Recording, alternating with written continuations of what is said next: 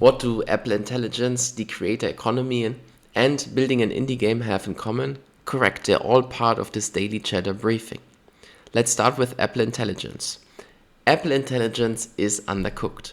Apple Intelligence debuted with iOS 18.1, but has left users with mixed impressions. Turing Post tested Apple's latest AI feature, and they say it's undercooked.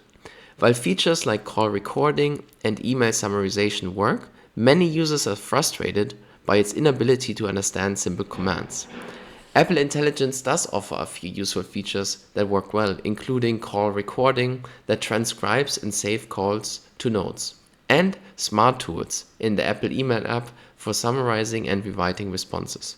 Unfortunately, in this test, the technology didn't understand half of the commands, failed to answer many questions, and even struggled with basic tasks like making phone calls to the correct contact. The experience seemed to be inferior to other AI products that people are used to these days, like ChatGPT.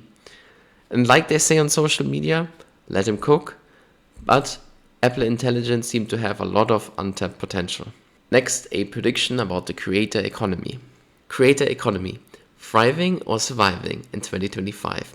92% of creators are now using Gen AI tools. The creator economy is rapidly evolving with AI, but challenges like burnout, platform dominance, and funding struggles persist. AI tools are empowering creators to cut down production cost and time, expand reach, and streamline workflows. This makes it easier than ever to monetize and connect globally. The ease of becoming a creator, however, is also its Achilles heel. The steep increase in quantity makes it harder to stand out from the crowd. Plus, the high platform take rates impact creators' ability to sustain income. The influencer dream is like becoming a pro athlete, often wanted but extremely unlikely to achieve. With over 50% of Gen Z aspiring to be an influencer, only a handful will actually succeed. Lastly, lessons on product management.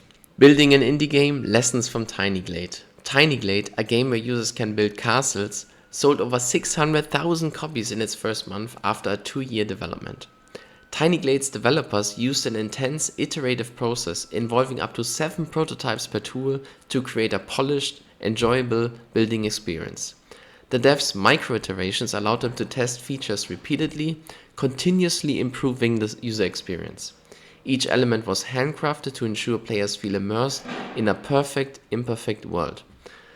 But the low average playtime of just a bit over 1 hour could indicate limited long-term value, and it indicates the immense risk that the development team took. Extensive prototype increased development time and cost, making indies question whether every game could afford a 2-year development. Tiny Glade's approach highlights the value of iterative design, which is evident by the 97% positive rating on Steam. But this long-term process is costly and probably not feasible for many indie studios or other entrepreneurs who are better served to ship quicker.